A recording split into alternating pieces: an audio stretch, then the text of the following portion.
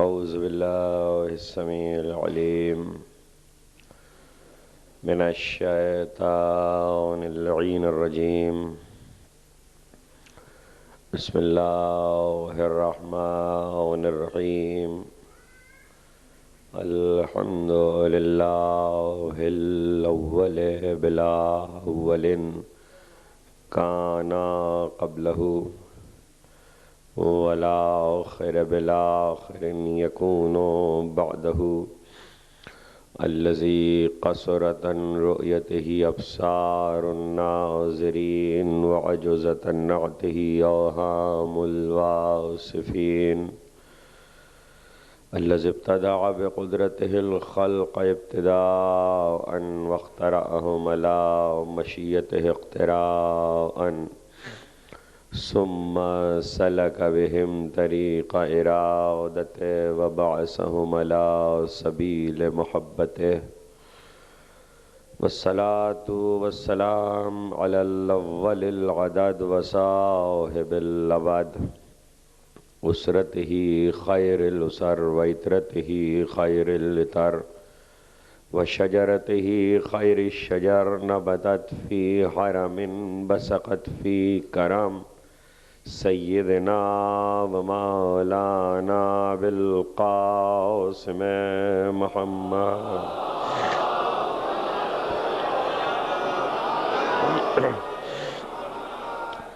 وأهل بيته الطيبين الطاهرين المعصومين المظلومين الذين أذهب الله عنهم الرجس وطهرهم تطهيرا.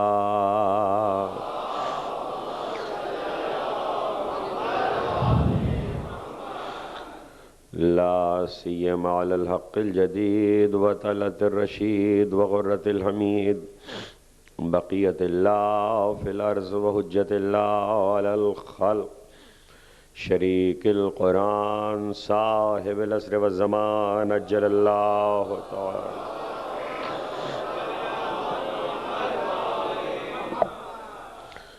ولعنة الدائمة الباقية على أعدائهم ومنكر فضائلهم وغاصب حقوقهم أجمعين من يوم ظلمهم إلى يوم الدين. أما بعد فقد قال الله سبحانه وتعالى في محكم كتابه الحكيم ضرب الله مثلا كلمة طيبة كشجرة طيبة أصلها ثابت وفرعها في السماء. صلوات.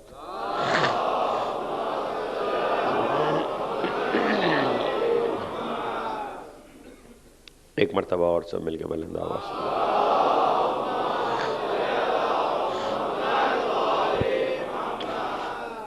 حسینیہ زہرا میں آپ حضرات عشرہ ثانی ماہ محرم 1429 ہجری کے سلسلے کی تیسری تقریر سماعت فرما رہے ہیں بعنوان تفسیر جامعہ.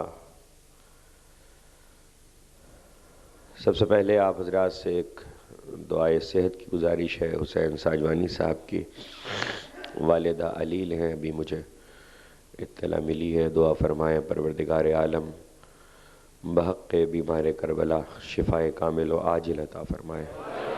صلوات بھیجیں محمد و آل محمد.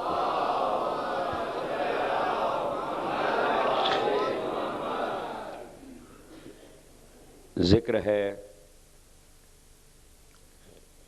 معصوم کے کلام اور آثار میں سے ایک ایسے کلمات کا کہ جن میں ایک طرف بلاغت ہے، فصاحت ہے، اور ساتھ ہی ساتھ ان کلمات میں خدا کا توسل ہے. دوسری طرف اگر کوئی معصومین کا تقرب حاصل کرنا چاہے تو انہی کلمات کے ذریعے ان کے روبرو قریب اور دور سے ان کی مدح کرے ان کی ستائش کرے اور انہیں یہ کہہ کر سلام کرے، السلام علیکم یا اہل بیت النبوہ و معظر الرسالہ، اے اہل بیت نبوت آپ پر سلام، اے وہ کہ جو رسالت کے قرار دیے جانے کی جگہ ہے، یعنی اگر آپ نہ ہوتے تو رسالت قرار نہ دی جاتی، رسالت نے قرار پکڑا تو اے اہل بیت آپ کی ذوات میں مقام رسالت اور مقام نبوت 1400 سالوں میں مقام تفسیر پہ لاتعداد ایسے مباحث ہیں کہ جن میں آج تک یہ طے نہیں ہو پایا کہ مقام رسالت کیا ہے، اور لوگ اس قدر الجھے ہوئے ہیں کہ ابھی بھی ان مباحث کا دروازہ بند نہیں ہوا جو آج سے ہزاروں برس پہلے کھلا تھا۔ شاید میں نے کبھی اس کی طرف اشارہ کیا ہو کہ یہ دروازے اس عہد میں کھلے کہ جب یونان کا فلسفہ مسلمانوں میں آ کر ان کے علوم میں شامل ہوا تو انہوں نے مذہب کو فلسفے کے نقطہ نظر سے دیکھنا شروع کیا اور اس طرح کے مباحث اسلام میں جگہ پا گئے۔ نتیجہ یہ ہوا کہ وہ رسول جس کو اللہ نے اس لیے بھیجا تھا کہ اسے مانا جائے، اس پر بحث شروع ہو گئی کہ وہ کیسا ہے، وہ کیا ہے، اس کی حیثیت کیا ہے۔ اللہ نے بحث کرنے کے لیے نہیں بھیجا تھا، مانے جانے کے لیے بھیجا تھا۔ محمد الرسول اللہ بحث کی چیز نہیں ہے، لیکن اب جب دروازے کھل ہی گئے تو وہ دور غنیمت تھا کہ ہمارے ائمہ کی غیبت شروع ہونے سے پہلے دروازے اس بحث کے کھلے تو جاتے جاتے ہمارے ائمہ نے ایسے کلمات ارشاد فرما دیے کہ کم از کم ہمارے چاہنے والے آنے والے وقتوں میں اس بحث میں الجھ نہ جائیں اور مقام رسالت کو بھی پہچانیں، تاکہ رسالت اور نبوت کو سمجھنے کے بعد یہ بھی جانتے رہیں، اس کی بھی معرفت رہے کہ اہل بیت نبوت کیا ہیں اور اہل بیت رسالت کیا ہیں۔ دیکھیے، سب سے بڑا مسئلہ یہ تھا کہ قرآن بار بار کہہ رہا تھا اللہ عالم حیث یجعل رسالتہ، اللہ بہتر جانتا ہے کہ رسالت کو کہاں قرار دے۔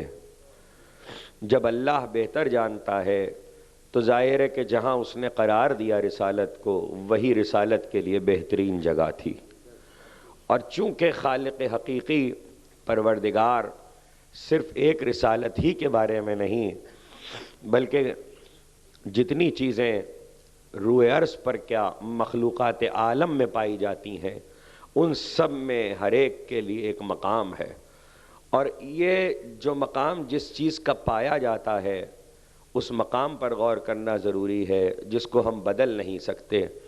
دو طرح کے فضائل ہوا کرتے ہیں، ایک فضائل تکوینی ہیں، ایک فضائل تشریعی ہیں۔ فضائل تکوینی وہ فضائل ہوتے ہیں کہ جن کو پروردگار عالم نے جس کے لیے رکھ دیا اس میں کوئی تبدیلی ممکن نہیں ہے۔ فضائل تشریعی وہ ہیں کہ جن کو بدلا جا سکتا ہے۔ اس کو دوسری طرح سے بھی ہم سمجھ سکتے ہیں، ایک قانون فطرت کا قانون ہے اور فطرت کا قانون اٹل ہے، اللہ نے جس کے لیے جو چیز جہاں قرار دے دی وہ اس کے لیے وہی مقام ہے، وہ بدلی نہیں جا سکتی۔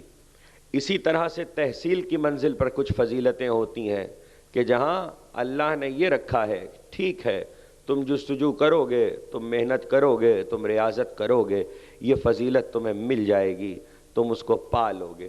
یہ تکوینی اور تشریعی فضائل اگر اس کو لوگ سمجھ لیں تو سارا نظام پروردگار کا سمجھ میں آ جائے گا۔ آپ تکوینی اور تشریعی فضائل کو سمجھنے کے لیے کائنات کی چھوٹی سے چھوٹی چیز سے لے کر بڑی سے بڑی چیز پر غور کرنا شروع کریں۔ اسی لیے امیر المومنین علی ابن ابی طالب علیہ السلام نے یہ فرمایا کہ مشاہدہ عبادت ہے اور حقیقت تک پہنچنے کے لیے مشاہدہ ضروری ہے. انسان پر لازم ہے کہ وہ مختلف چیزوں کا مشاہدہ کرے. جو کچھ اللہ نے اس کے سامنے خلق کیا ہے اس پر غور کرے تو اس کو اندازہ ہو جائے گا کہ کون سی چیز کہاں قرار دی گئی ہے اور کس چیز کے لیے کون سا قانون بنایا گیا ہے. بارش قیامت تک بادل سے ہی برسے گی، کبھی بڑا سا پتھر کا ٹکڑا آسمان پہ آ کے پانی نہیں برسائے گا.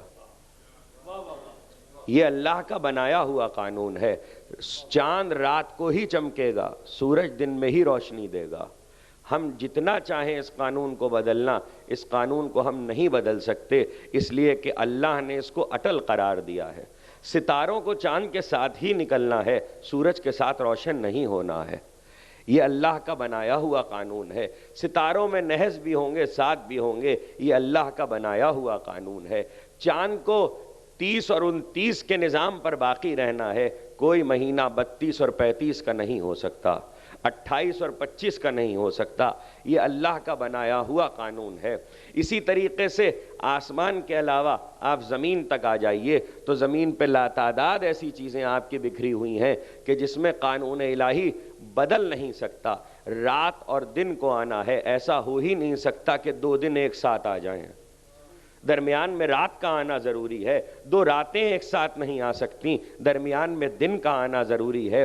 زمین پر آئیے تو زمین پر آپ کے جتنی اگنے والی چیزیں ہیں، نباتات ہیں، ان میں آپ دیکھتے ہوئے چلیے. ایک اللہ کا نظام کار فرما ہے. جن علاقوں میں زیتون پیدا ہونا ہے وہاں آم پیدا نہیں ہو سکتا، جن علاقوں میں آم پیدا ہونا ہے وہاں زیتون پیدا نہیں ہو سکتا. اگر اللہ کسی ایسے علاقے میں جہاں زیتون پیدا کرتا ہے وہاں آم پیدا کرے گا تو پہلے اس علاقے کے ماحول کو وہاں تک لے کر جائے گا. زیتون ٹھنڈے علاقے میں پیدا ہوتا ہے، آم گرم زمین میں پیدا ہوتا ہے. قانون الہی کبھی بدلا ہی نہیں کرتا. پہلے علاقے کا ٹھنڈا ہونا ضروری ہے زیتون پیدا ہونے کے لیے. اس کے معنی اللہ اسباب کی طرف لے کر جاتا ہے، پہلے اسباب مہیا کرتا ہے. یہ قانون ہے اور یہ ایسا قانون ہے کہ جس کو کوئی بدل نہیں سکتا. تتلی ہمیشہ پھول کی طرف جائے گی. تتلی کے لیے اللہ نے مقرر کر دیا ہے کہ اسے پھولوں کی طرف جانا ہے. آپ درختوں میں صرف یہ دیکھ لیجئے کہ اللہ نے جتنی طرح کے پودے اور درخت بنائے ہیں ان میں لاکھ آپ پیوند کاری کریں، لاکھ آپ جوڑ لگا دیں، جوڑ لگانے کے بعد آپ ایک نئی چیز تو بنا سکتے ہیں، اس پرانی چیز کی حقیقت کو نہیں بدل سکتے. سنگترے اور موسمی کا جوڑ بنا کے فروٹر تو ایجاد کیا جا سکتا ہے، لیکن یہ نہیں ہو سکتا کہ سنگترے کی حقیقت تبدیل ہو جائے یا موسمی کی حقیقت تبدیل ہو جائے. وہ حقیقت ویسے ہی باقی رہے گی. یہ بھی ممکن نہیں ہے کہ درخت امرود کا ہو تو امرود کے درخت پر آم نکلنے لگے، ایک شاخ پر آم آئے اور ایک شاخ پر امرود آئے. نباتات کی سائنس اتنی ترقی کر جائے کہ ہم ایسا کر لیں، کر بھی لیں گے تب بھی جو لوگ نباتات کے علم سے تعلق رکھتے ہیں ان کو یہ بات معلوم ہے کہ نباتات میں کچھ ایسی چیزیں پائی جاتی ہیں جس سے یہ پہچانا جاتا ہے کہ یہ کس فیملی کا پھل ہے، یہ کس خاندان کا پھل ہے. یعنی اس کی کوالٹیز فیملی سے پہچانی جاتی ہیں اور جو صفت سامنے آئے گی. دیکھیے پھل وہ نہیں ہے کہ میں پھل کو، توجہ کیجئے گا، میں پھل کو دیکھ کر کہوں کہ یہ پھل ہے. اندھے کے سامنے بھی سیب لاؤ تو وہ خوشبو سونگھ کے کہہ دے کہ سیب ہے. یعنی اب کس نے بتایا؟ اندھے نے کھایا نہیں، ہاتھ میں سیب کو لے کر دیکھا نہیں، خوشبو نے بتا دیا. اس کے معنی پھلوں میں کچھ چیزیں اللہ نے ایسی رکھی ہیں. نظام جتنا ثمرات کا ہے، شجر کا ہے، ہر جگہ پر کوئی نہ کوئی علامت اس کی فیملی کی رکھی ہے اور اسی لیے اسے فیملی کہتے ہیں. یعنی اب اللہ نے کائنات میں ہر چیز کو خاندان میں بنایا ہے. کوئی شے خاندان سے ہٹ کے وجود میں نہیں آئے گی. بس اس خاندان کے نظام کو یاد رکھیے گا. اللہ جس چیز کو جہاں قرار دے دیتا ہے وہ چیز وہیں ہوتی ہے. لاکھ آپ کوشش کر لیجئے، کسی طریقے سے یہ ہو ہی نہیں سکتا کہ ایک پھل میں سے 2 طرح کی خوشبو آنے لگے، اس لیے کہ وہی خوشبو تو اس کی پہچان ہے جو اس کے خاندان کو پہچنوا رہی ہے. اللہ نے پھلوں میں تو خوشبو سے خاندان پہچنوائے، نبوت خوشبو سے نہ پہچانی جائے گی. خدا نبوت کو خوشبو سے نہ پہچنوائے گا. ہاں اسی لیے پروردگار نے، توجہ کیجئے گا، مثال جو دی ہے وہ درخت سے دی ہے. اسی لیے کتاب خدا میں جو مثال دی گئی وہ درخت سے دی گئی. درخت سے کیوں دی گئی؟ دیکھیں ثمرات کی مثال سامنے رکھی کہ ان ثمرات کو پہچانو، ان کے قانون بدلا نہیں کرتے، یہ اٹل قوانین ہیں، اور چونکہ یہ اٹل قوانین ہیں اس لیے ہمیشہ ایسے ہی رہیں گے. لاکھ آپ کوشش کر لیجئے، گیندے پہ پھول اور گیندے پہ گلاب اور گلاب پہ گیندا نہیں پیدا ہوتا. ایک ہی شاخ میں یہ نہیں ہو سکتا کہ گلاب بھی آ جائے اور گیندا بھی آ جائے. اور صرف پھل نہیں، پھول بھی اپنی خوشبو سے پہچانے جاتے ہیں. یعنی ثمر ہو یا پھول ہو، دونوں چیزیں اپنی خوشبو سے پہچانی جاتی ہیں. اب بس ایک سوال میں آپ سے پوچھنا چاہتا ہوں، ذرا سا یہ بتا دیجئے گا کہ جس وقت آپ باغ میں کھڑے ہوتے ہیں اور باغ میں کھڑے ہو کر کبھی آپ درخت کو دیکھتے ہیں اور ایک بچہ ہو جس کو یہ پہچان نہ ہو کہ یہ درخت کس چیز کا ہے، تو آپ اشارہ کر کے کیا کہتے ہیں؟ بچہ پوچھ رہا ہے کہ یہ کس چیز کا درخت ہے، تو آپ اشارہ کر کے کیا کہیں گے؟ یہ سیب ہے، یہ امرود ہے، یہ آم ہے. حالانکہ یہ سیب نہیں ہے، سیب کا درخت ہے. یہ امرود نہیں ہے، امرود کا درخت ہے. یہ آم نہیں ہے، آم کا درخت ہے. درخت کے اوپر اس وقت پھل نہیں لگا ہوا ہے، لیکن آپ کہہ رہے ہیں یہ سیب ہے. اس کے معنی یہ ہے کہ شجر کے اوپر اپنے نام کا کوئی اطلاق نہیں ہوتا، اس کا پھل اسے پہچنواتا ہے کہ وہ کس چیز کا درخت ہے. اس شجر کا پھل اس کے نام کا تعین کرتا ہے کہ وہ کس چیز کا درخت ہے. وہ کیا ہے؟ یہ سیب ہے، حالانکہ وہ سیب نہیں ہے، وہ سیب کا درخت ہے. اور جب سیب کا درخت ہے، آپ نے کہا سیب ہے، قیامت تک ہر پہچانوانے والا یہی کہتا رہے گا کہ یہ سیب ہے. تو ہمیشہ جو پھل آئیں گے، یہ گلاب ہے. یہ گلاب کہاں ہے بھائی؟ گلاب تو ابھی کھلا ہی نہیں، موسم ہی نہیں ہے، یہ تو گلاب کا پودا ہے. کہ نہیں، یہ ہے گلاب. اس لیے کہ گلاب کھلتا ہے تو بتاتا ہے کہ یہ پودا ہے. تو اب پھول ہو یا پھل، دونوں اپنے شجر کو پہچنواتے ہیں. اور اللہ جب شجر لگائے گا تو جب تک پھل اور پھول نہیں آئیں گے وہ پہچنوائے گا نہیں، وہ بتا نہیں سکتا. اللہ نے رسالت کا شجر لگایا ہے، نبوت کا شجر لگایا ہے، پھل اور پھول آئیں گے تو پہچنوائیں گے یہ کیا ہے. اس کے معنی ہے کہ درخت کی شاخیں نہیں کھائی جاتی. شاخیں نہ ذائقہ بتائیں گی نہ خوشبو بتائیں گی. درخت کی شاخوں اور پتوں میں، شاخیں اور پتے جانور کھاتے ہیں، ان کے لیے درخت کی شاخیں اور پتے ہوا کرتے ہیں.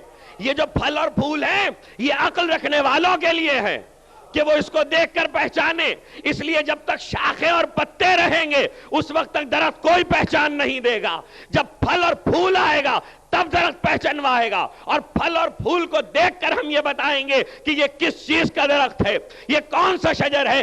اس لیے اہل بیت کی تشبیہ نسبت رسالت کی طرف دی گئی ہے، اس لیے کہ اہل بیت پھل اور پھول ہیں، اور پھل اور پھول کی خوشبو بتائے گی کہ یہ رسالت ہے، یہ نبوت ہے. اسی لیے جب مباہلے میں بیٹے آئے تو پہچنوایا.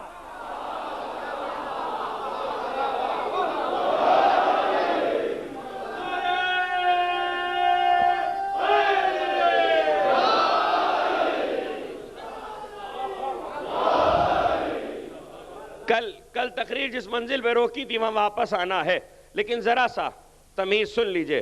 اہل بیت کی نسبت رسالت اور نبوت کی طرف اس لیے دی گئی ہے کہ رسالت اور نبوت خود کچھ نہیں ہے، اس کا پھل اور اس کا پھول پہچنوائے گا کہ وہ کیا ہے. بعض اوقات یکسانیت ایسی ہوتی ہے کہ انسان کے لیے پہچاننا دشوار ہو جاتا ہے. عرب کا ریحان، ایران کی جعفری اور انڈیا کا دھنیا، جنہوں نے تینوں چیزیں کھائی ہیں وہ میری بات کی تصدیق کریں گے. عرب کا ریحان، ایران کی جعفری، انڈیا کا ہرا دھنیا.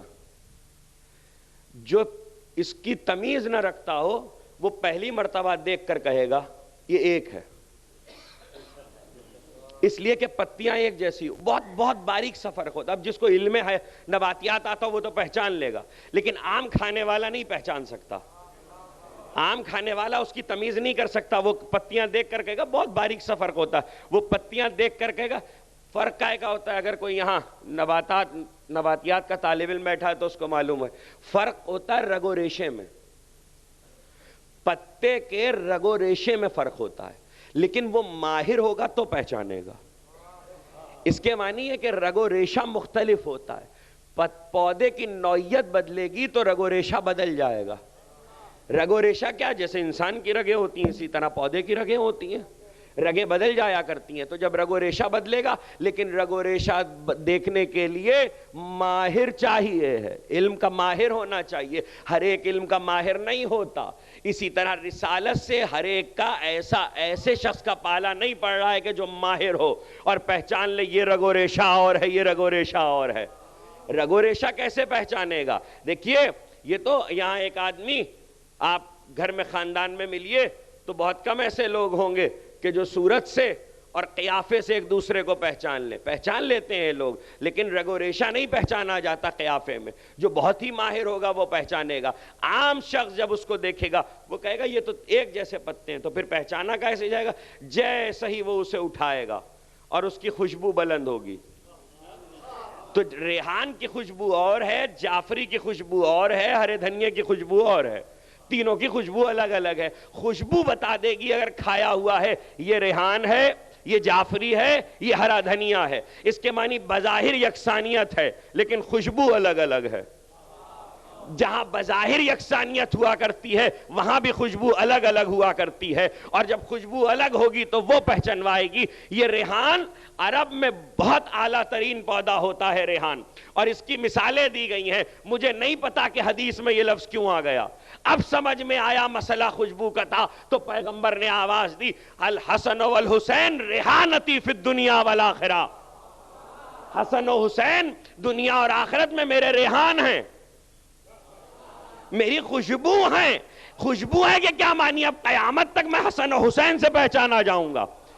جس کو مجھے پہچاننا ہو وہ حسن و حسین سے پہچانے. یعنی اب اصل جہاں تک یہ رگ و ریشہ جائے گا وہاں تک حسن و حسین کے ذریعے پہچان ہوگی. اس لیے اہل بیت کی نسبت رسالت کی طرف دی گئی ہے, نبوت کی طرف دی گئی ہے. کل میں نے کتاب خدا کی دلیلوں سے ذکر کیا تھا, آج میں نے چاہا کہ ایک بالکل سامنے کی دلیل اپنے سننے والوں کی خدمت میں عرض کر دوں تاکہ یہ بات بالکل صاف ہو جائے کہ مقام رسالت اپنی جگہ پر بہت اعلیٰ ہے, لیکن مقام رسالت کے لیے اللہ نے پہچان اس کی خوشبو کو بنایا ہے. اور بہت تفصیل کے ساتھ اسی ممبر پہ جو حضرات یہاں بیٹھے ہیں جن کے حافظے مضبوط ہیں انہیں یاد ہوگا, حضرت معصومہ عالم جناب فاطمہ زہرا سلام اللہ علیہا,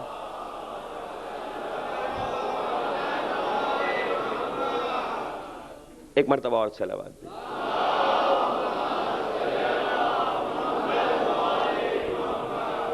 کہ حیات پر جب پہلے سال شرح حدیث قصہ کے عنوان سے 5 تقریریں کی تھیں تو اس میں نے اس کا ذکر کیا تھا. اسی لیے قرآن کہہ رہا ہے ضرب اللہ مثلا کلمۃ طیبۃ کشجرۃ طیبۃ اصلھا ثابت وفرعھا فی السماء. اللہ کلمہ طیبہ کی مثال بیان کرتا ہے شجرہ طیبہ سے. شجرے کے بغیر کلمہ کچھ نہیں ہے. اور شجرہ یاد رکھیے گا خوشبو اوپر سے آئے گی. جہاں تک وہ خاندان جائے گا شجرے کا وہاں تک اس کی پہچان اس کی خاصیت سے ہوگی, اس کی کوالٹیز سے ہوگی. یعنی نہ تو عادت و اطوار بدلیں گے, نہ مزاج بدلے گا, نہ سرشت بدلے گی. اور اس کی ابھی ایک مثال دے رہا ہوں. ایک جملہ بار بار کا سنا ہوا آپ کو ملے گا, لیکن وہی جملہ جب آپ کو 100 برس کے بعد سننے کو ملے تو سمجھ لیجئے رگ و ریشہ تبدیل نہیں ہوا. وہی جملہ 1000 برس کے بعد سننے کو ملے تو سمجھ لیجئے رگ و ریشہ تبدیل نہیں ہوا.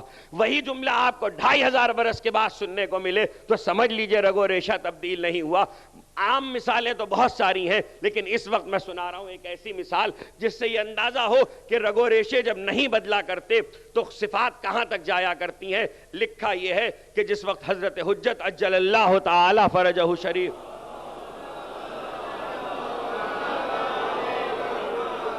ظہور فرمائیں گے اور آپ اپنے نظام عدل کو قائم کریں گے تو روئے عرض پر نبوت رسالت, روئے عرض پر تمام دنیا میں آپ کی حکومت قائم ہو جائے گی. زمین اپنے خزانے اگل دے گی. جب زمین اپنے خزانے اگلے گی تو حضرت اپنے عمال کے ذریعے اعلان کریں گے کوئی ہے کہ کچھ لینا چاہے, کسی کو مال کی ضرورت ہے تو آئے. تو اس وقت لوگ آئیں گے. تو کہا کہ بہت زیادہ نہیں آنے والوں کی تعداد, لیکن جب مال بڑھ چکا ہوگا تو پھر ہر ایک اتنا امیر ہو جائے گا کہ کسی کو مال کی ضرورت نہ ہوگی. حضرت پھر اعلان کوائیں گے. کوئی ہے, یہ عامہ کی روایت ہے اور ہمارے ہاں دوسرے طریقے سے, لیکن یہ عامہ کی روایت ہے. کہا حضرت اعلان کروائیں گے کوئی ہے کہ جس کو ضرورت ہو, تو کوئی نہیں آئے گا, صرف ایک شخص آئے گا دوسرے اعلان کے بعد. اور جس وقت وہ حضرت کے اس عامل کے پاس آئے گا جو مال کو تقسیم کر رہا ہوگا, تو وہ دامن کو پھیلائے گا, جو جھولیاں لے کر آیا ہوگا, جھولے لے کر آئے گا اپنے, اور اس سے اس کا حضرت کا عامل کہے گا بھر کے لے جاؤ. تو وہ کہے گا آپ دے دیجئے گا, نہیں تم جتنا چاہو اس میں سے اٹھا لو. مال اتنا ہوگا کہ درہم و دینار جھولوں میں بھرے جائیں گے. تو اس کو ہوس ہوگی تو وہ بہت سارا بھر لے گا, اور بھرنے کے بعد اسے خیال آئے گا کہ اکیلا میں ہی تو ہوں, دوسرا تو کوئی ہے نہیں لینے والا. تو اسے شرم آئے گی کہ میں نے بہت لے لیا. تو وہ کہے گا میں نے زیادہ لے لیا, مجھے اتنے کی ضرورت نہیں ہے, یہ واپس لے لیجئے. توجہ, بات تو ختم ہو گئی. یہ واپس لے لیجئے. جیسے ہی وہ کہے گا یہ واپس لے لیجئے, تو حضرت کا عامل کہے گا ہمارے آقا نے کہا ہے ہم جو دے دیا کرتے ہیں وہ واپس نہیں لیتے. اب یہ بظاہر روایت کا جملہ ہے, لیکن روایت کا جملہ نہیں ہے یہ. اس جملے نے پہچنوایا کہ رگ و ریشہ تبدیل نہیں ہوا ہے. کچھ کہہ رہا ہوں, اس جملے نے بتایا کہ رگ و ریشہ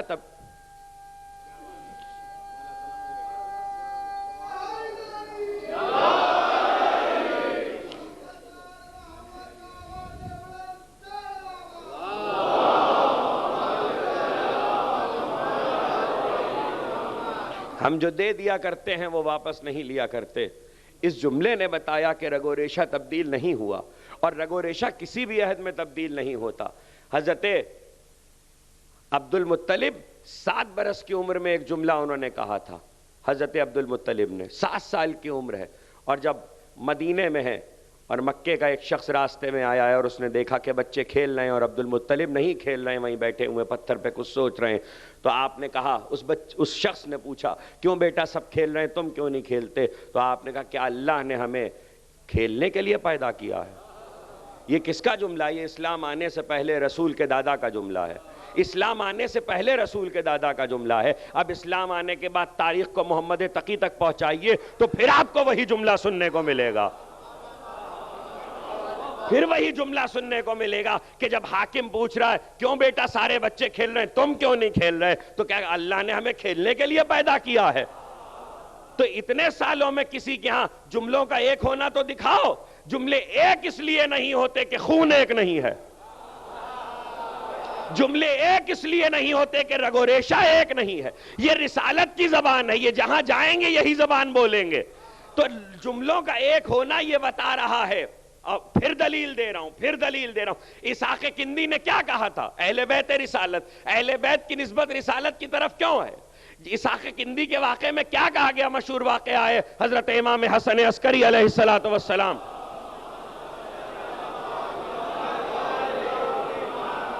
کہ جس وقت اس نے تناقض قرآن کتاب لکھی, اور اس وقت امام نے اپنے ایک پاس بیٹھنے والے سے کہا کہ جاؤ اور اس سے جا کر اس معاملے پر بات کرو. اور جس وقت وہ شاگرد ہوا تو کہا کہ قریب ہو جانا تو کہنا کہ کیا متکلم کی بھی مراد وہی, یعنی کلام کرنے والے کی مراد بھی وہی ہے جو تو مراد لے رہا ہے. جس وقت اس نے جا کر کہا تو اسحاق کندی نے اپنے سارا مسودہ رکھ دیا اور صرف ایک جملہ کہا کہ یہ بتاؤ تم سے یہ بات کس نے کہی؟ کہا میرے دل میں آئی. کہا تمہارے دل میں نہیں آ سکتی, جملہ بتا رہا ہے کس گھرانے سے آیا ہے, جملہ بتا رہا ہے کہ کس گھرانے سے آیا ہے. اس کے معنی قیامت تک جہاں رگ و ریشہ ایک ہوگا وہاں کلام بھی ایک ہوگا, وہاں ادا بھی ایک ہوگی, وہاں اظہار بھی ایک ہوگا, وہاں گفتگو بھی ایک ہوگی. یہ رسالت کا کلام ہے تو قیامت تک کلام بدلا نہیں کرتا. اور اب اس کے لیے ایک ایسا جملہ کہہ دوں, دیکھیے رگ و ریشے کو پہچانیے, اس لیے کہ یہ رسالت کا رگ و ریشہ ہے, چاہے پہلی منزل پر ہو چاہے آخری منزل پر ہو. اور رسالت کا اپنا کلام کچھ نہیں ہے. میں کیسے کہوں؟ رسالت کا اپنا کلام کچھ نہیں ہے, اس لیے کہ رسول جو بول رہا ہے وہ وہی ہے. رسول کی زبان پہ تو وہی کا پہرا لگا ہوا ہے, وہی کے علاوہ تو وہ کچھ بولتا نہیں, وہ وہی بولتا ہے جو وہی ہوتی ہے.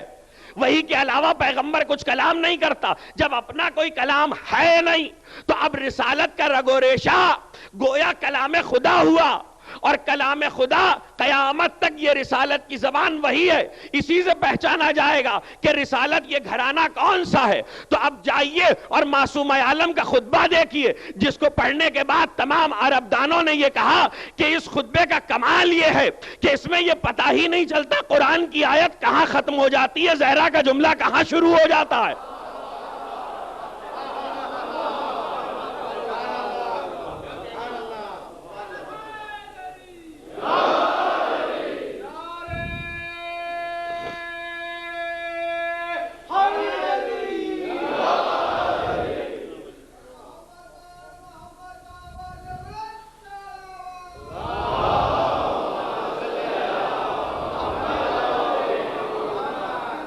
قرآن کی آیت کہاں ختم ہوتی ہے, زہرا کا جملہ کہاں سے شروع ہوتا ہے. اس کے معنی ہے کہ معصومہ کے جملے اور قرآن کی آیت میں عربدان تمیز نہیں کر پاتے. سیدہ کے جملے میں اور قرآن کی آیت میں عربدان تمیز نہیں کر پاتے. اگر ایک رگ و ریشے کے جملے نہ ہوتے تو تمیز ہو جاتی. ایک رگ و ریشے کے جملے ہیں اس لیے تمیز نہیں ہو رہی ہے. تو صرف جملہ ہی نہیں, کوئی عمل بھی ہو, اس منزل پر عمل ہو, ادا ہو, جملہ ہو, یہ پہچنوائے گا کہ رسالت ہے. اور اسی لیے اہل بیت کی نسبت قیامت تک رسالت سے رہے گی.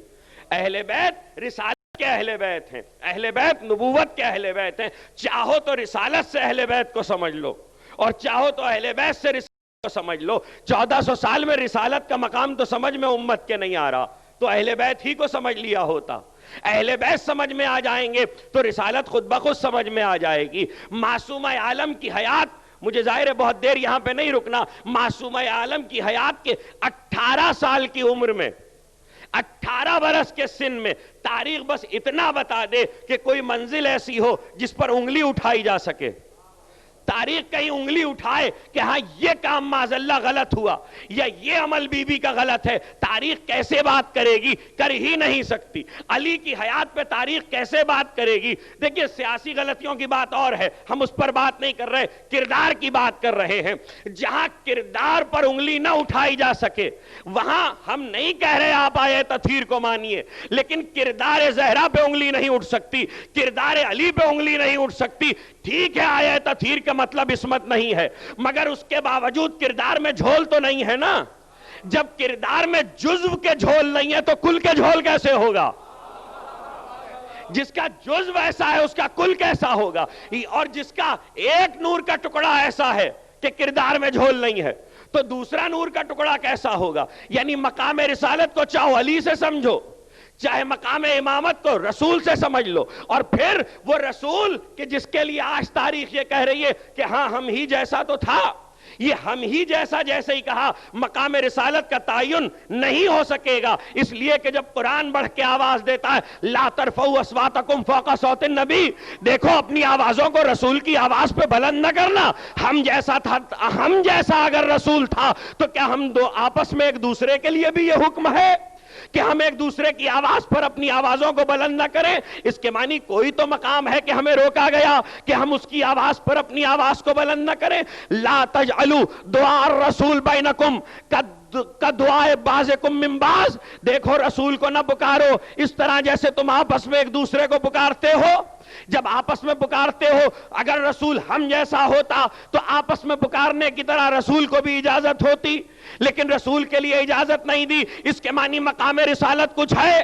اگر رسول ہم جیسا ہوتا تو ان اللہ و ملائکتہ یصلون علی النبی کی تخصیص رسول کے لیے نہ ہوتی, پوری امت کے اوپر درود ہوتا. اگر رسول ہم جیسا ہوتا والذین یؤذون اللہ ورسولہ لعنہم اللہ فی الدنیا والآخرہ, جو اللہ اور اس کے رسول کو اذیت دے اس پہ دنیا میں بھی اور آخرت میں بھی اللہ کی لعنت ہے. اگر رسول ہم جیسا ہوتا تو ہم پہ اذیت دینے والے پہ بھی لعنت ہوتی, لیکن رسول کو اذیت دینے والے پر لعنت کی گئی. اس کے معنی ہر مقام پر رسول ہم سے مختلف ہے. نہ تو ہم اس کی آواز پہ آواز بلند کر سکتے ہیں, نہ اس کو پکار سکتے ہیں جیسے خود کو, جیسے ایک دوسرے کو پکار رہے ہیں. اور یہاں پر ایک بات اور قرآن نے صاف کر دی, دیکھو جیسے ایک دوسرے کو پکار رہے ہو ویسے نہ پکارنا. یہ نہیں کہا کہ پکارنا ہی نہیں, یہ نہیں کہا کہ پکارنا ہی نہیں, نہیں، جیسے ایک دوسرے کو پکار رہے ہو، ایک دوسرے کو نام لے کر پکارتے ہو، اس طرح نہ پکارنا. پھر پکارنا کیسے؟ یا ایھا النبی، یا ایھا الرسول، یا ایھا المدثر، یا ایھا المزمل. تو یہ تو نہیں کہا کہ نہ پکارنا. اگر اللہ نے منع کر دیا ہوتا نہ پکارنا تو یا رسول اللہ کہنا بدعت ہو جاتا. توجہ کیجئے گا، یا رسول اللہ کہنا بدعت ہو جاتا، لیکن اللہ نے منع نہیں کیا. یا رسول اللہ کہنا جائز ہے. اب پیغمبر کی حدیث سے صحیح ہے، انا وعلی من نور واحد، میں اور علی ایک ہی نور سے. جب آدھے نور کو پکارنا جائز ہے تو آدھے کو پکارنا کیوں نہ جائز ہو؟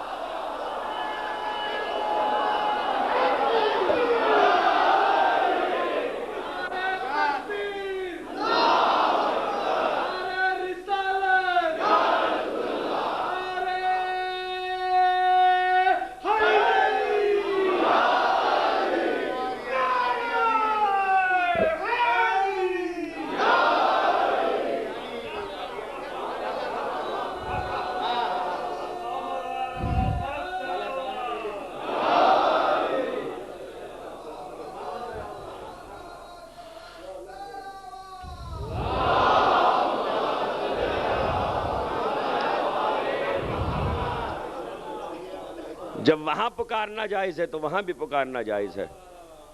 یہ مقام رسالت ہے، یہ مقام رسالت ہے. اور عجیب منزل یہ ہے کہ قرآن مجید کہہ رہا ہے اذا جاءتہم آیۃ قالوا لن نؤمن حتی نؤتی مثل ما اوتی رسل اللہ.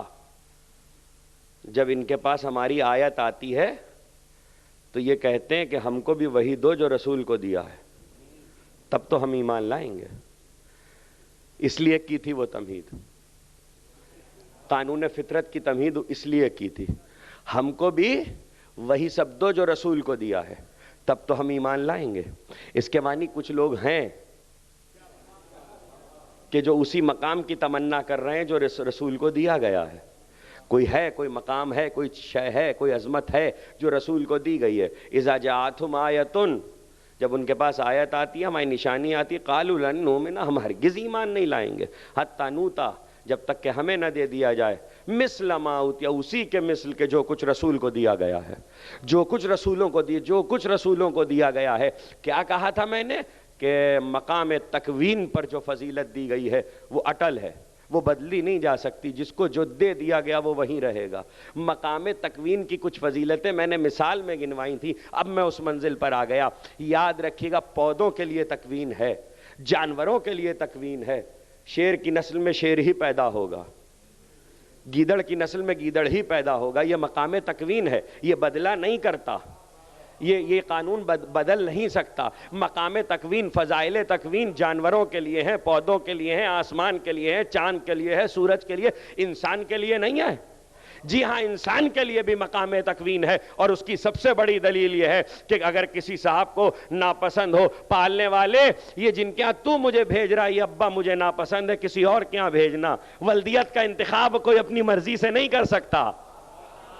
کہہ رہا ہوں، ولدیت کا انتخاب کوئی اپنی مرضی سے نہیں کر سکتا. اس لیے نہیں کر سکتا کہ کوئی اپنا خون نہیں بدل سکتا. یہ تو پیدا ہونے سے پہلے کی بات ہے، اور پیدا ہونے کے بعد اگر دل چاہے پالنے والے یہ جو رگوں میں خون دوڑ رہا یہ مجھے پسند نہیں ہے، میں بدلوا رہا ہوں کوئی اور. ارے بدل بھی جائے گا تو خون نہیں بدلے گا، اسی خاندان کا رہے گا، اسی شجرے کا رہے گا. اس کے معنی انسان نہ شجرہ بدل سکتا ہے، نہ خون بدل سکتا ہے، نہ رگ و ریشہ بدل سکتا ہے، نہ خاندان بدل سکتا ہے. جب یہ سب بدل نہیں سکتے تو پھر یہ بھی اختیار میں نہیں ہے کہ اپنی مرضی سے کسی جگہ پہ پیدا ہو جاؤ. جگہ کا تعین بھی خدا کرے گا. اے بھائی، اگر اللہ نے علی کو کعبے میں بھیج دیا تو ہم سے نہ لڑو، خدا سے لڑو.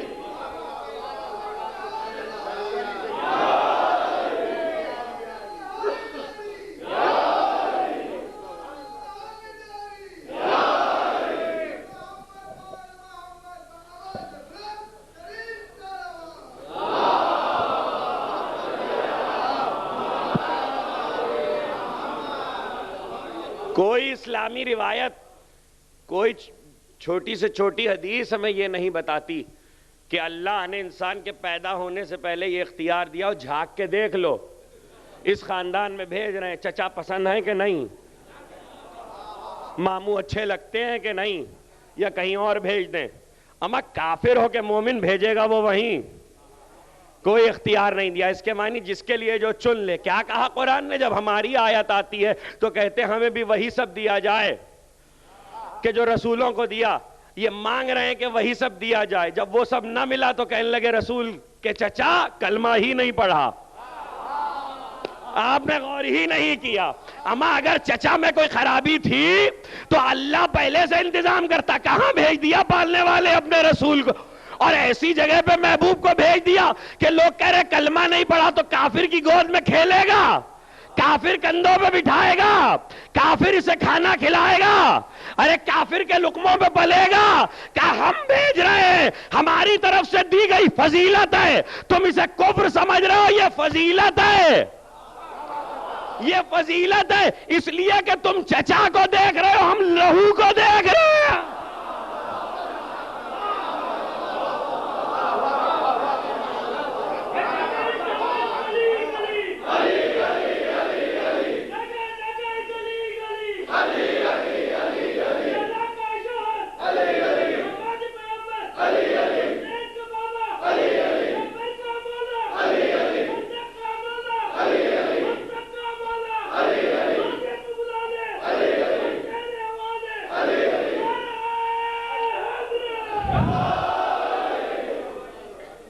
یہ ہے اہل بیت رسالت.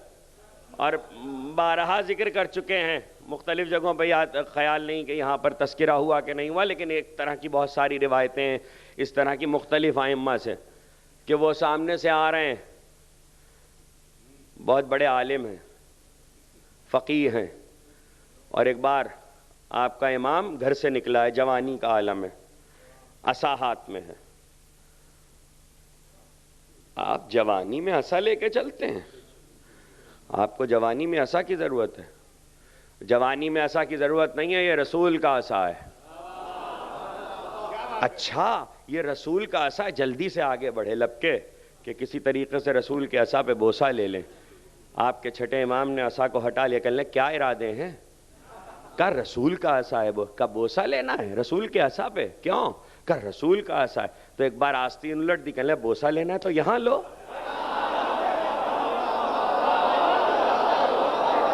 یہ گوشت رسول کا ہے، یہ خون رسول کا ہے، یہ رگ و ریشہ رسول کا ہے. رگ و ریشہ رسول کا ہے. کون پہچانے گا رگ و ریشہ؟ پہچانو. اس لیے امام نے کہا دیکھو یہ ہے اہل بیت رسالت، اہل بیت رسالت. اور یہ دیکھیے یہ رگ و ریشہ بدلے گا نہیں، یہ میں آپ کو بتا دوں، یہ کبھی بھی نہیں بدل سکتا. یہ اوپر سے لے کے آخر تک یہی رہے گا. جو پہچانتے نہیں ہیں وہ دھوکہ کھاتے ہیں، اور تاریخ میں دھوکہ مشہور ہے. دیکھیے ایسی جگہ پہ دھوکہ کھایا گیا ہے کہ وہ دھوکہ ابھی تک چلا آ رہا ہے. ہائے ہائے کیسے سمجھاؤں، ابھی تک وہ دھوکہ چلا آ رہا ہے. کیا ہوا؟ 10,000 کا لشکر لے کر فاتح مکے میں داخل ہوا، اور پہاڑی پر 2 آدمی کھڑے ہیں. فاتح مکہ اللہ کا محبوب 10,000 کا لشکر لے کے داخل ہوا، اور 2 آدمی پہاڑی پر کھڑے ہیں. اور ایک مرتبہ لشکر دیکھا اور ہیبت دیکھی اور پیغمبر کو آگے چلتے ہوئے دیکھا تو کہا عباس ابن عبد المطلب تمہارے بھتیجے کی حکومت تو بہت بڑی ہو گئی ہے. مشہور ترین بات ہے تاریخ کی. ڈانٹ کے عباس نے کہا یہ حکومت نہیں ہے، رسالت ہے. دیکھیے جو رگ و ریشہ جانتا ہے وہ کہہ رہا ہے رسالت ہے، جو رگ و ریشہ نہیں پہچانتا وہ کہہ رہا ہے حکومت ہے. بس اب قیامت تک یہ دھوکہ باقی رہے گا. جو رگ و ریشہ پہچانتا ہے وہ کہے گا رسالت ہے، جو نہیں پہچانتا وہ کہے گا حکومت ہے. اور چونکہ رسالت ہے تو رسالت کیا دیکھ کر کہا تھا کہ حکومت ہے؟ سر جھکتے ہوئے دیکھ کر کہا تھا، اطاعت دیکھ کر کہی تھی. تو اب کچھ برس گزریں گے تو پھر تاریخ میں یہ منظر یاد کر لینا، اور پھر ویسے ہی بات سنائی دے گی. ذرا سا بات کا فرق ہے، اور امام نے اس کی وضاحت کر دی. کہ یہی مکہ ہوگا، یہی کعبہ ہوگا، یہی صحن ہوگا، اور آپ کے 7ویں امام سے ہارون کہے گا کہ حاکم تو میں ہوں، یہ لوگ آپ کی طرف کیوں آ رہے ہیں؟ کہ تو حاکم ہے لیکن تو سروں پر ہے، میں دلوں پر حاکم ہوں۔ تو یہ رسالت ہے جو قیامت تک دلوں میں جائے گی۔ یہ رگ و ریشے کا معاملہ ہے، یہ رگ و ریشہ اول سے آ رہا ہے اور آخر تک جائے گا۔ اس اول سے آخر کو پہچانیے گا، یہ کبھی بدل نہیں سکتا۔ پیغمبر کی ایک حدیث اس وقت پڑھ رہا ہوں تاکہ رگ و ریشہ سمجھ میں آ جائے۔ رگ و ریشہ بنتا کیسے ہے؟ پیغمبر نے فرمایا میں نکاح سے ہوں، صفا سے نہیں ہوں۔ پیغمبر نے کہا میں نکاح سے ہوں، اتنی مشہور ترین حدیث ہے جسے عالم اسلام میں سب نے لکھا، اور پیغمبر فخر سے سینہ ٹھوک کے کہتے تھے میں نکاح سے ہوں، میں صفا سے نہیں ہوں۔ اب جس کو صفا سمجھنا ہو وہ جائے اور کتاب کتب حدیث سائے ستہ دیکھے، جس میں یہ لکھا ہے کہ عرب میں شادیوں کی کتنی قسمیں تھیں، جن میں سے صرف ایک نکاح تھا جس پہ پیغمبر نے سینہ ٹھوک کے فخر کیا اور کہا میں نکاح سے ہوں، اور پھر اس کی وضاحت کی یاد رکھنا آدم سے لے کے عبداللہ تک میں نکاح سے ہوں، آدم سے لے کے عبداللہ تک میں نکاح سے ہوں۔ اس کے معنی کوئی منزل ایسی نہیں ہے جہاں اللہ کا رسول اس شجرے میں کہیں نکاح نہ ہوا ہو۔ نکاح ہوا ہے تو رگ و ریشہ ایک جیسا ہے، اس لیے کہ نکاح ہی سے تو رگ و ریشہ بنتا ہے، اور پیغمبر نے اس بات پر فخر کیا ہے کہ میں نکاح سے ہوں۔ نکاح سے ہونا مقام فضیلت تھی، اور یہ بہت بڑی بات تھی کہ نبی اس بات کو واضح کر دے، یعنی مقام شرف پر پیغمبر نے یہ جملہ نہیں کہا۔ توجہ، وہ قرآن واضح کر چکا وہ الگ بات ہے، پیغمبر نے یہ جملہ نہیں کہا کہ میں کلمہ گویوں کی اولاد ہوں، حالانکہ کہہ سکتے تھے اس لیے کہ تھے۔ پیغمبر نے یہ نہیں کہا کہ آدم سے لے کے میرے باپ تک سب نے کلمہ پڑھا، کہنے کی ضرورت ہی نہیں تھی جب کہہ دیا نکاح سے ہوں، تو پھر کلمہ کہنے کی ضرورت نہیں تھی، اس لیے کہ نکاح شرف ہے۔ جب نکاح آ گیا تو حلت آ گئی، اور حلت آنے کے بعد اب قیامت تک یہی رگ و ریشے جہاں بھی جائیں گے وہ شرف رسالت کا رہے گا۔ کیسے پہچنواؤں کہ یہ رگ و ریشہ کہاں تک جائے گا؟ کہتے ہیں جب آپ کا امام کعبے میں ظہور کرے گا تو ذوالفقار کو عصا بنا کر جو خطبہ دیں گے اس کے جملے یہ ہوں گے، جو آدم کو دیکھنا چاہتا تھا وہ دیکھ لے کہ میں ہوں، جو نوح کو دیکھنا چاہتا تھا وہ دیکھ لے کہ میں ہوں، جو ابراہیم کو دیکھنا چاہتا تھا وہ دیکھ لے کہ میں ہوں، جو موسیٰ کو دیکھنا چاہتا تھا وہ دیکھ لے کہ میں ہوں، جو محمد کو دیکھنا چاہتا تھا وہ دیکھ لے کہ میں ہوں، جو علی کو دیکھنا چاہتا تھا وہ دیکھ لے کہ میں ہوں۔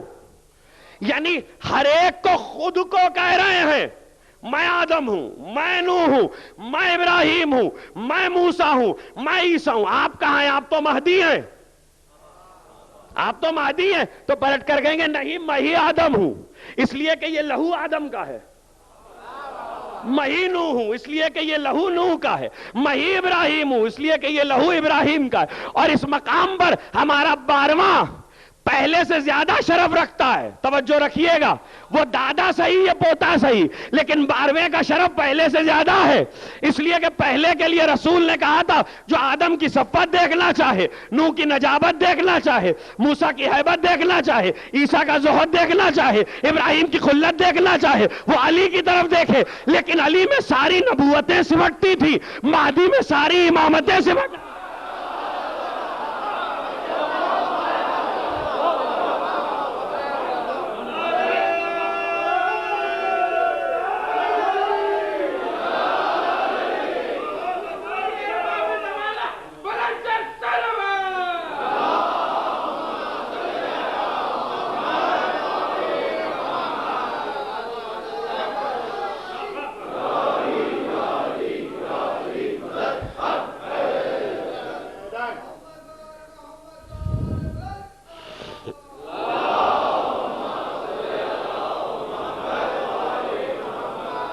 رگ و ریشے سے پہچانا جاتا ہے، رسالت اپنے لہو سے پہچانی جائے گی۔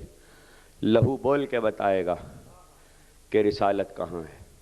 صرف رسالت ہی نہیں پہچانی جائے گی، دنیا کا ہر شجرہ اپنے لہو سے پہچانا جاتا ہے۔ اس لیے اہل بیت کی نسبت رسالت کی طرف ہے، اور قیامت تک کردار ایک رہے گا۔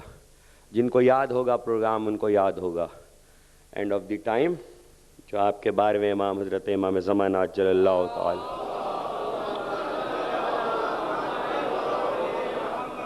معصوم کے نام پہ بلند آواز سے صلوات بھیجیں.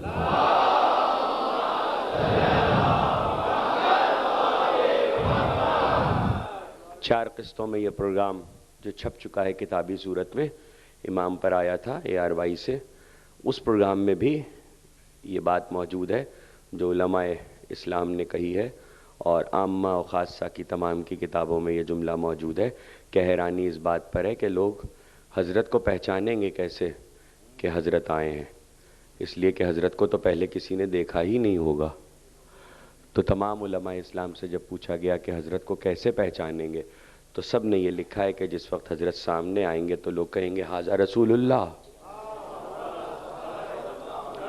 یہ اللہ کا رسول ہے. یعنی شباہت دیکھ کے، سراپا دیکھ کے تو 2500 برس بعد آئیں یا 2 لاکھ سال کے بعد آئیں، سراپا تو رسالت کا ہے نا. رسول پوری کی پورے تصویر رسول ہوں گے. اس کے معنی یہ ہے کہ نسلیں کتنی ہی بدل جائیں، رسول کی تصویر بدلا نہیں کرتی، رسول کی تصویر قیامت تک باقی رہے گی. اسی لیے اللہ نے کچھ علامتیں ایسی رکھی ہیں رسالت کی، آنے والی تقریروں میں ذکر کریں گے. صاحب وسائل الشیعہ نے صفار سے اس حدیث کو روایت کیا ہے کہ ختمی مرتبہ رسالت مآب صلی اللہ علیہ وآلہ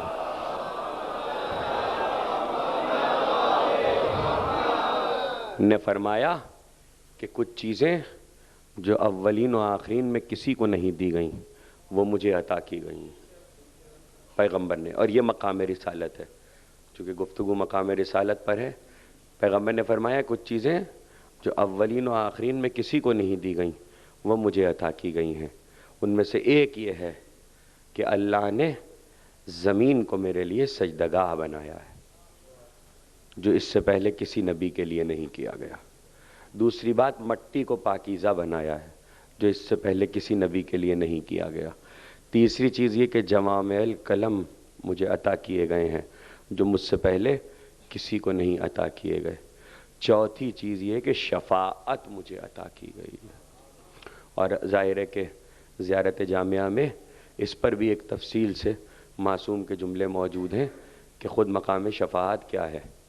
مقام شفاعت مقام توسل بھی ہے، مقام شفاعت بھی ہے. یہ رسول کا حق ہے جو اس سے پہلے کسی کو نہیں دیا گیا. یعنی کسی نبی کے پاس شفاعت کا حق حاصل نہیں ہے، اپنی امت کے لیے بھی نہیں ہے. کسی پیغمبر کو اپنی امت کے لیے بھی شفاعت کا حق نہیں ہے. شفاعت خاصہ رسالت ہے، شفاعت خاصہ ہے ہمارے رسول کا جو اس سے پہلے کسی کو نہیں عطا کیا گیا. اور آج کل کچھ مباحث شروع ہو چکے ہیں جن میں ہمارے بعض لوگ جو اہل ایمان بھی ہیں اور اہل بیت کی محبت کے دعوے دار ہیں لیکن شاید کسی غلط فہمی میں مبتلا ہیں جس کی وجہ سے انہوں نے یہ کھل کر کہنا شروع کر دیا ہے کہ اہل بیت شفاعت نہیں کریں گے. اور مجھے نہیں معلوم کہ اس کے اسباب کیا ہیں. آج کی حد تک میں نے اس لیے چاہا کہ میں اس مقام پر آپ کو لے آؤں.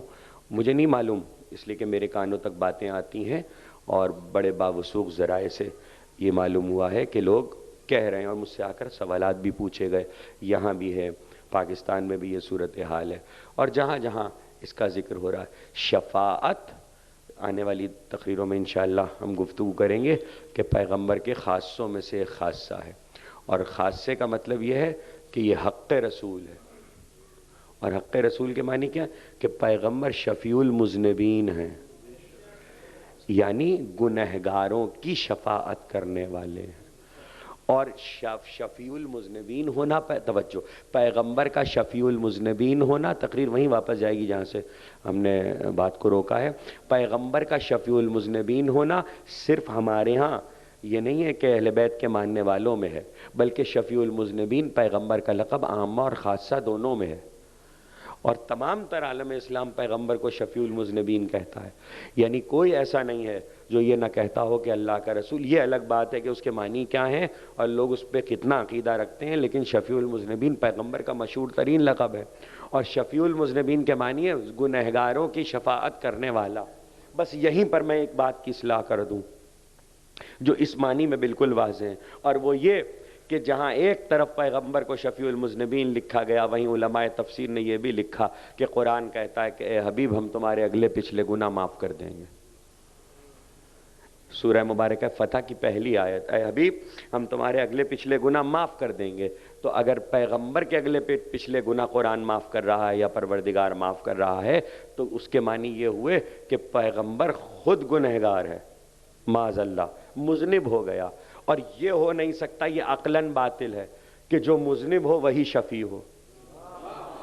شفیع المذنبین ہونا خود اس بات کی دلیل ہے کہ مذنب اور ہے، شفیع اور ہے۔ اس کے معنی گنہگار کوئی اور ہے اور شفاعت کرنے والا کوئی اور ہے۔ یہ شفاعت پیغمبر کا خاصہ ہے، اور اس خاصے میں یہ عجیب و غریب بات یہ ہے کہ چونکہ رسالت رسول شفیع ہے، شافع اللہ کا رسول ہے بربنائے رسالت، تو اب جو رسالت میں کوالٹی پائی جاتی ہے، جہاں جہاں رسالت کا جزو ہوگا وہ خود بخود وہ صفت وہاں پہنچتی چلی جائے گی۔ اب پیغمبر اگر یہ کہہ دیں کہ فاطمہ بضعۃ منی، فاطمہ میرا ٹکڑا ہے، تو یہاں پر حق شفاعت خود بخود زہرا تک منتقل ہو جائے گا۔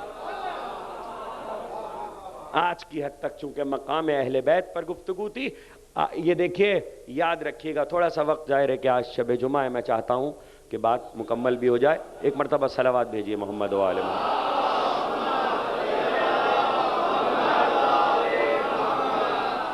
دو چیزیں ہیں، ایک یہ کہ فاطمہ بضعۃ منی، زہرا میرا ٹکڑا ہے، اس لیے حق شفاعت فاطمہ تک منتقل ہو جائے گا، اور دوسرا اہل بیت کی نسبت رسالت کی طرف ہے، تو اہل بیت کو یہ حق ملے گا۔ اب یہاں پر گفتگو یہ ہے، کل میں نے جو گفتگو کی تھی بہت زیادہ ٹیکنیکل تھی، قرآن کی روح سے تھی، لیکن آج کی حد تک دو جملے صرف یہ چاہتا ہوں کہ یہ واضح ہو جائے کہ بیت کا اطلاق تو میں نے کل بتا دیا تھا کہ اہل بیت پر، بیت کی وجہ سے اہل بیت کون ہے، لیکن آج کی حد تک ایک اور بحث ہے کہ اگر اہل کے لفظ کو براہ راست نبی کی طرف اضافت کر دیا جائے تو اس صورت میں معنی کیا ہوتے ہیں، اور نبی کے اہل کون کہلاتے ہیں، کیا وہ بھی اہل بیت ہیں یا وہ اہل بیت نہیں ہے۔ یہاں پر ایک بحث علماء نے اٹھائی ہے، علماء تفسیر نے اس کو آج کی حد تک واضح کر دیں تو کل گفتگو کو آگے بڑھائیں گے۔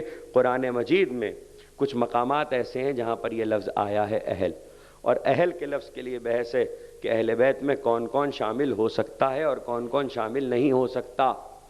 تو جب صرف یہ دیکھ لیجئے کہ قرآن اہل بیت میں کس کو شامل کر رہا ہے، قرآن لفظ اہل میں کس کس کو شامل کر رہا ہے، اس کے لیے قرآن مجید میں 3-4 مواقع ایسے ہیں جہاں پر بات بالکل صاف کر دی گئی ہے۔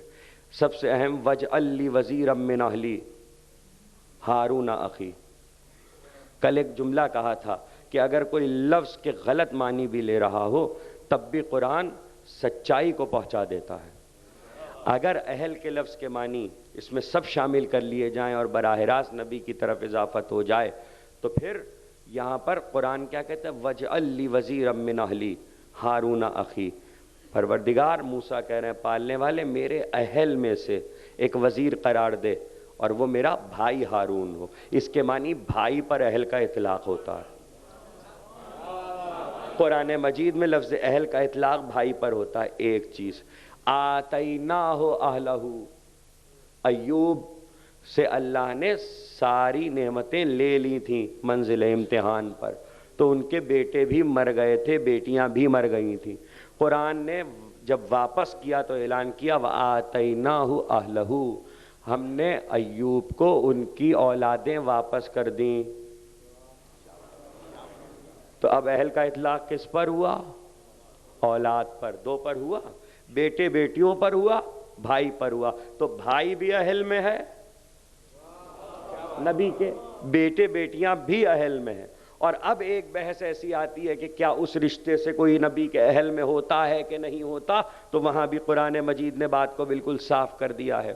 اور وہ جناب ابراہیم اور حضرت لوط پیغمبر کے قصے میں قرآن کہتا ہے کہ جب ایک مرتبہ فرشتے آئے ہیں اور گفتگو یہ ہوئی کہ عذاب دیا جائے گا حضرت لوط کی امت کو، تو کون کون عذاب میں آئے گا، تو قرآن کہتا اِنَّا مُنَجُّوكَ وَأَهْلَكَ، الا امرأتک وکانت من الغابرین، ہم ضرور اے لوط تم کو بھی نجات دیں گے، وَأَهْلَهُ، اور تمہارے خاندان کو بھی نجات دیں گے، اِلَّا امْرَأَتَكَ، سوائے تمہاری بیوی کے،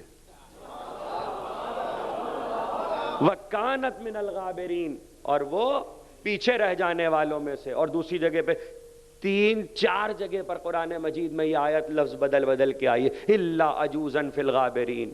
اور یہ عجوز کا لفظ میں کیا کروں، تمام ترجمہ کرنے والوں نے کہا ہے کہ عجوز جو ہے وہ بوڑھی عورت کو کہتے ہیں، تو قرآن مجید میں یہ لفظ آیا ہے، یعنی قرآن نے یہاں بھی بات صاف کر دی کہ بھائی اہل میں ہے، اولاد اہل میں ہے، تو جب اہل میں اگر یہ لفظ اہل براہ راست نبی کی طرف بھی اضافت ہو رہا ہے، بیت درمیان میں نہ ہو، اس سے اہل نبی مراد ہو، تب بھی بھائی شامل ہے، اولاد شامل ہے، یعنی سب کے سب وہی شامل ہوں گے کہ جو مباہلے میں جا رہے ہیں۔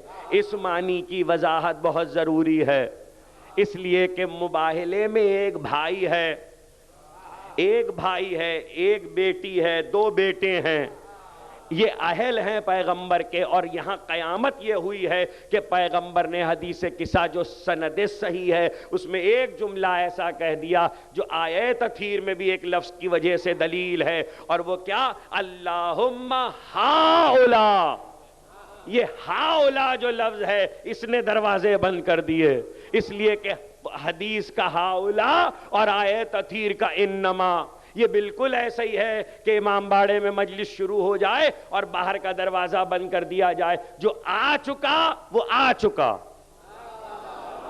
سرحدیں بند ہو گئیں، دیوار کھچی ہوئی ہے۔ ہاؤلا کے معنی کیا؟ اللہم ہاؤلا، یہی ہے میرے اہل بیت، یعنی اب چادر کی حد پیغمبر نے قائم کر دی، تو ایک طرف فاطمہ بزتم منی، دوسری طرف اہل بیت، اب جہاں جہاں تک یہ 2 رشتے جائیں گے وہاں وہاں تک رسالت جائے گی، چاہے آپ زہرا کے ذریعے، یہ بہت ہی خاص بات تھی جس کو چاہا کہ آج کی حد تک تقریر کے آخر میں عرض کر دوں، چاہے آپ زہرا کے ذریعے رسالت کو جانیں، چاہے اہل بیت کے ذریعے رسالت کی صفات سمجھیں، اور آنے والی تقریروں میں انشاءاللہ ہم گفتگو کریں گے۔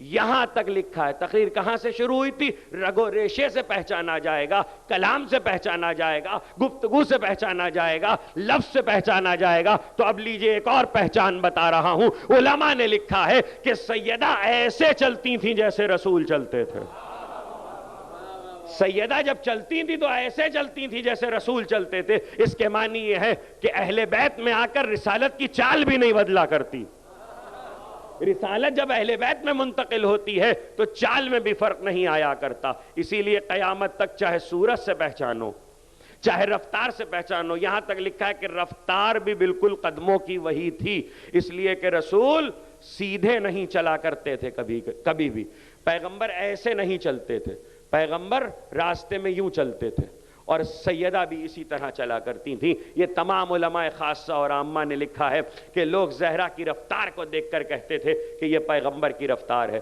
جہاں اس طرح سے اہل بیت میں رسالت کے اوصاف منتقل ہو رہے ہوں، وہاں اگر کوئی پوری کی پوری صورت ہو، کوئی پوری کی پوری تصویر ہو، اور تصویر بھی ایسی ہو کہ لوگ دیکھیں تو دیکھ کر کہیں کہ ہاں یہ تو رسول ہے۔ اور پھر دلیل دے رہا ہوں، مسجد نبوی ہے، مسجد نبوی میں ایک یہودی آ گیا، اور جس وقت آیا ہے تو وہ ظاہر ہے کہ مدینے میں کون نہیں پہچانتا یہودیوں کو، مسلمانوں نے کہا تو یہاں کیوں آیا؟ اس لیے کہ یہ تو مسجد ہے، خانہ خدا۔ کہا کہ میں اہل بیت میں کسی سے ملنے آیا ہوں، کوئی فرد ہے جس سے ملاقات ہو سکے؟ لوگ اسے لے گئے سید الشہداء امام حسین علیہ الصلوۃ والسلام،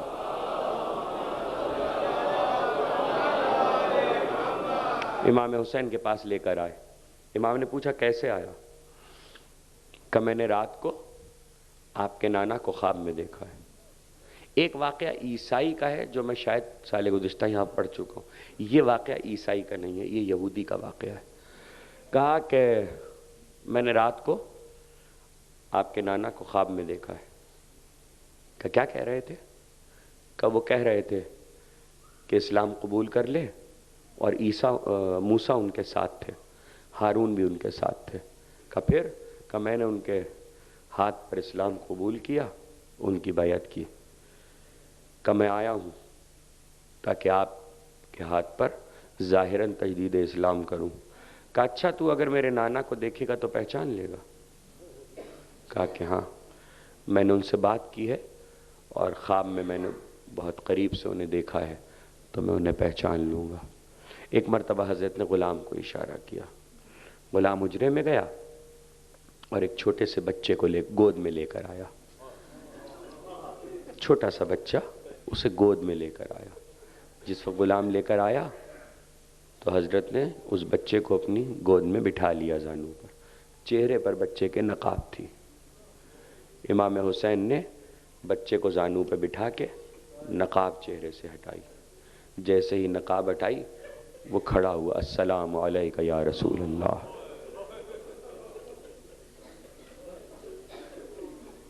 السلام علیکہ یا رسول اللہ۔ دیکھا آپ نے، یہ ہیں اہل بیت رسالت۔ اے اللہ کے رسول آپ پر سلام۔ صورت دیکھی، سلام کیا، فرتے تعجب سے بے ہوش ہو گیا۔ امام حسین نے پانی طلب کیا، پانی آیا تو اس پہ چھڑکا، جب غش سے افاقہ ہوا کہا تو غش کھا گیا؟ کہا کانہو ہوا، یہ تو وہی ہے، یہ تو اللہ کا رسول ہے۔ کہا ہاں، یہ میرا بیٹا ہے جس کا نام علی اکبر ہے۔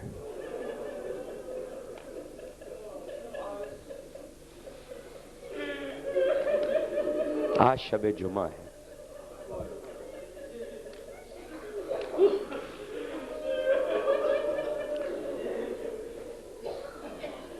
اس کا نام علی اکبر ہے، یہ میرا لال ہے، یہ میرے نانا کی شبیہ ہے، یہ میرے نانا کی تصویر ہے، بیٹھ جا۔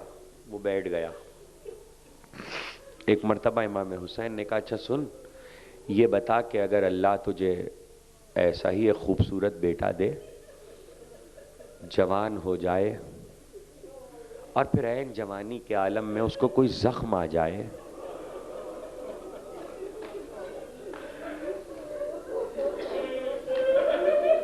تو کیا کرے گا؟ وہ رونے لگا، کہنے لگا فرزند رسول، خدا نہ کرے کہ ایسا وقت آئے، اگر ایسا وقت آیا تو میں مر جاؤں گا۔ خدا آپ کی آوازوں پر اپنی رحمت نازل کرے، خدا آپ کی آنکھوں پر اپنی رحمت نازل کرے کہ فرزند رسول اگر ایسا وقت آ گیا تو میں جیوں گا نہیں، جی نہ پاؤں گا۔ ایک بار آنکھوں سے آنسو بہنے لگے، کہنے لگے سن، میرا یہ لال جوان بھی ہوگا اور عین جوانی کے عالم میں میرا یہ شبیہ رسول لال دیکھو میری آنکھوں کے سامنے سے ٹکڑے ٹکڑے کیا جائے گا، اس کے کلیجے میں برچھی کا پھل پیوست ہوگا۔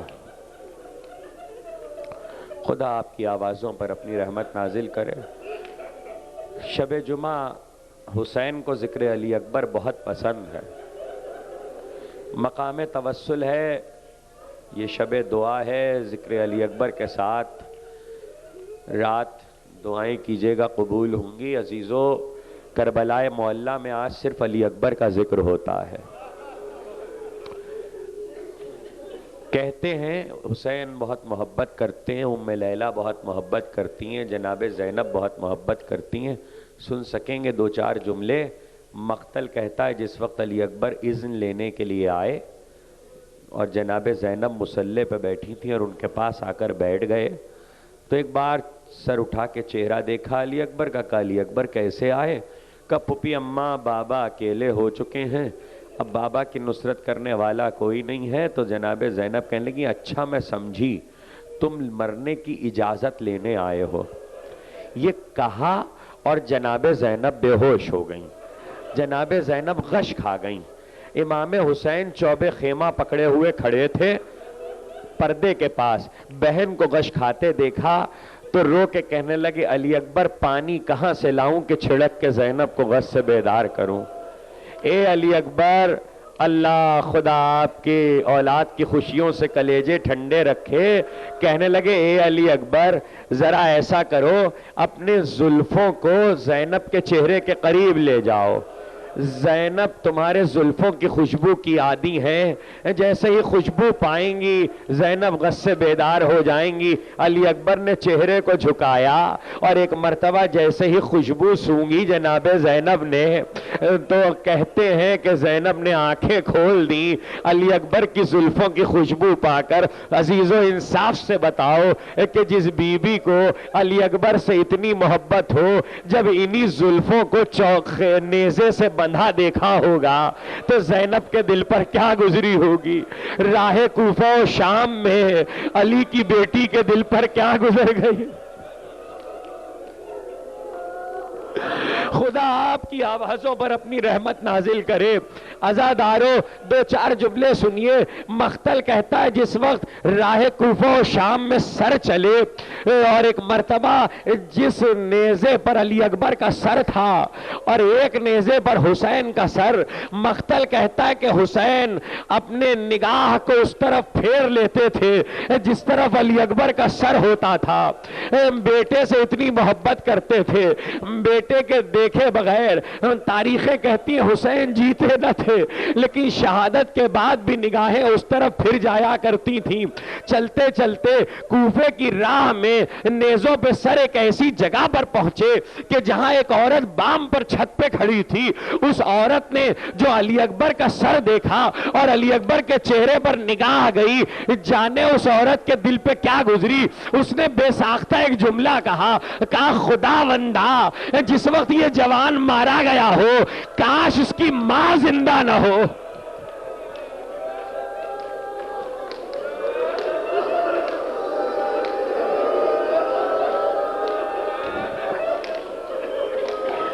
کاش اس کی ماں زندہ نہ ہو.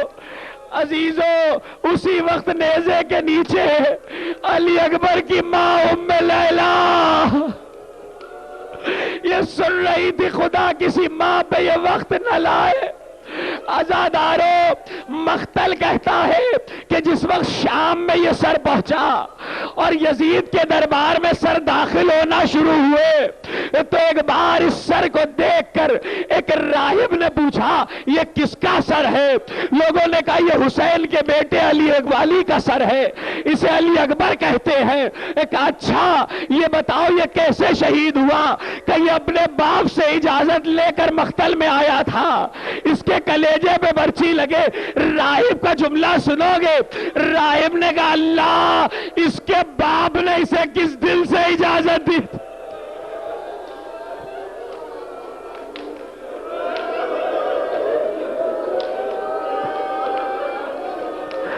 اس کے باپ نے اسے کس دل سے اجازت دی تھی.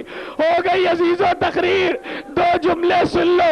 کہتے ہیں کہ قافلہ کربلا سے کوفہ و شام ہو کر رہا ہو کے جب مدینے پہنچا اور بعد کربلا پہلی عید آئی تو مختل کہتا ہے کہ بنی ہاشم کی بیبیاں سروں پہ چادریں ڈال ڈال کر روضہ رسول کی طرف چلی اور کہتی جاتی تھی یا رسول اللہ آپ کا گھر لٹ گیا, آپ کا نواسا مارا گیا.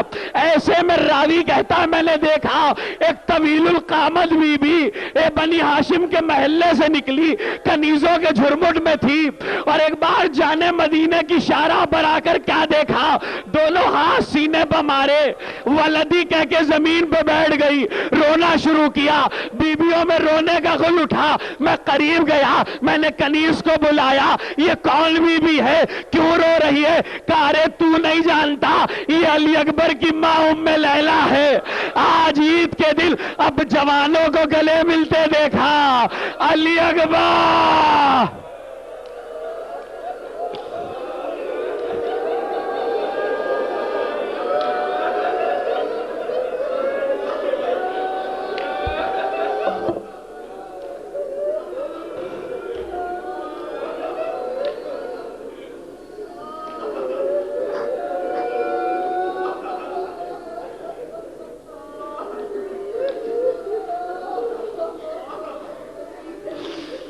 الہی بحق زہرا و ابیہا و بعلہا و بنیہا، خدا بندہ ان آوازوں پر اپنی رحمت نازل فرما۔ یہ زبانیں جو ذکر آل محمد میں گویا ہیں ان پر اپنی رحمت نازل فرما۔ یہ آنکھیں جو غم حسین میں اشبار ہیں ان پر اپنی رحمت نازل فرما۔ یہ دل جو محبت آل محمد سے لبریز ہیں ان پر اپنی رحمت نازل فرما۔ پروردگار جو بیمار ہیں شفاء کامل و عاجل عطا فرما۔ حسین ساجوانی صاحب کی والدہ کے لیے ہم دعا گو ہیں، خداوند عالم پر بحق بیمار کربلا شفاء کامل و عاجل عطا فرما۔ پروردگار جو پریشان حال ہیں پریشانیوں کو دور فرما، جو بے قطع قید و بند کی صعوبتیں برداشت کر رہے ہیں جلد از جلد رہائی عطا فرما۔ اپنے حجت کے ظہور میں تعجیل فرما، ہمیں ان کے اعوان و انصار میں شمار فرما۔ اگر تیرا امر حتمی ہم موت کہتے ہیں، ہمارے ان کے ظہور کے درمیان حائل ہما۔ یہ آنکھیں جو غم حسین میں اشبار ہیں ان پر اپنی رحمت نازل فرما۔ یہ دل جو محبت آل محمد سے لبریز ہیں ان پر اپنی رحمت نازل فرما۔ پروردگار جو بیمار ہیں شفاء کامل و عاجل عطا فرما۔ حسین ساجوانی صاحب کی والدہ کے لیے ہم دعا گو ہیں، خداوند عالم پر بحق بیمار کربلا شفاء کامل و عاجل عطا فرما۔ پروردگار جو پریشان حال ہیں پریشانیوں کو دور فرما، جو بے قطع قید و بند کی صعوبتیں برداشت کر رہے ہیں جلد از جلد رہائی عطا فرما۔ اپنے حجت کے ظہور میں تعجیل فرما، ہمیں ان کے اعوان و انصار میں شمار فرما۔ اگر تیرا امر حتمی ہم موت کہتے ہیں، ہمارے ان کے ظہور کے درمیان حائل ہما۔ یہ آنکھیں جو غم حسین میں اشبار ہیں ان پر اپنی رحمت نازل فرما۔